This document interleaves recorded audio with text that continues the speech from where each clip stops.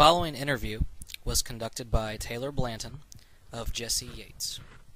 Jesse Yates is currently a student at Southeastern Baptist Theological Seminary in Wake Forest, North Carolina.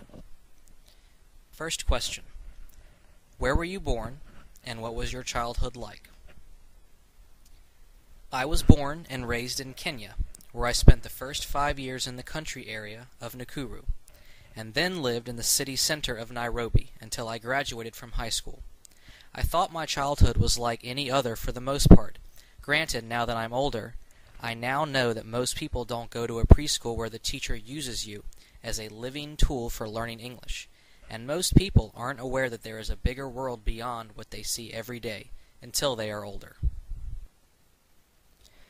Next question: what was your experience in schools?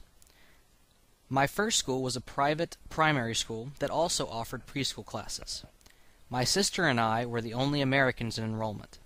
The school was owned by the Hindus in Nakuru, so a majority of the student body and teachers were Iranian, Indian, and Kenyan.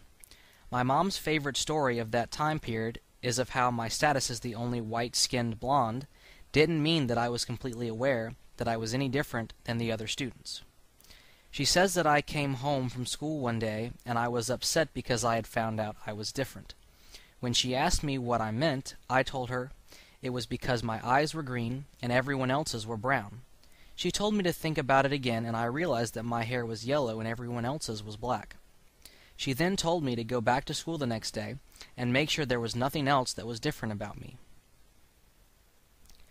When I came home that day, I announced that I was different because my skin showed dirt better.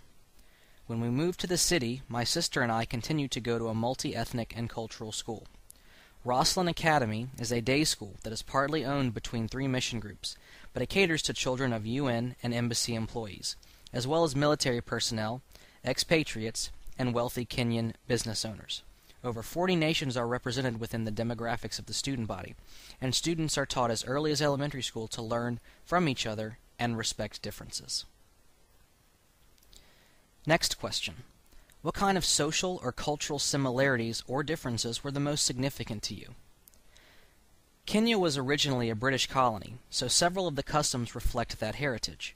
In a lot of ways, I picked up a lot of it, which can be interesting when you throw in the mix of my family's strong Southern heritage.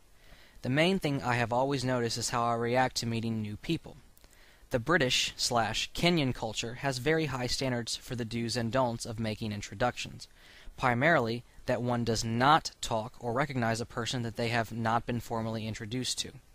That is one area in which the British code comes out more strongly in me than my Southern be friendly to everyone setting. In fact, to a lot of people my behavior can come off as being rude and standoffish, but in reality I'm just really uncomfortable with talking to someone that I have not been formally introduced to. Next question: where around the world have you spent any significant amount of time?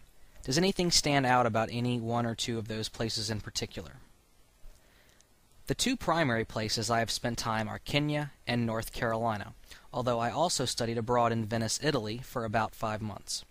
I think that living in 3 very different places has taught me one major thing: that this world, especially the interconnected global world of today, is constantly shifting and changing, and it is impossible to pin down and neatly place away in a box labeled what Kenya/North Carolina/Italy is like.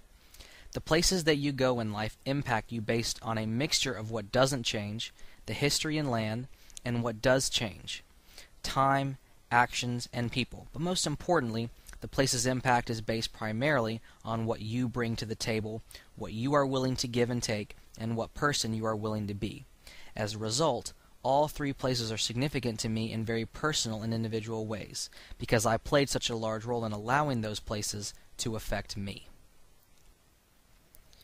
Next question: do you feel that your background has an impact on the way that you interact with people today? If so, why? Other than being standoffish when we first meet, I tend to automatically look for the similarities between myself and the other person, and then just as quick I look for the differences. I've been surrounded by people that are so different from me my entire life, and I've always respected those differences, and as a result, I'm usually the person that plays devil's advocate or tries to look at problems from a different point of view other than my own. Next question. Many aspects of your life have a cosmopolitan, global, or multicultural part to them. Based on your experience, would you say that it is important for others to have a global or multicultural perspective in education or in life in general? Why or why not? Definitely. I think that we live in a global world, and you can't separate yourself from that fact. Culture is such an interesting and all-pervading thing, and if you plan on making any decisions or statements that affect anyone other than yourself, you have to be aware that there are different points of view. These points of view are based on completely different social values and cultural reasoning. I'm not arguing that everything should become relative, but rather, in today's world, it is becoming increasingly important to question where you personally stand and how that compares to the person beside you, and to further acknowledge how much those differences and similarities have the power to affect.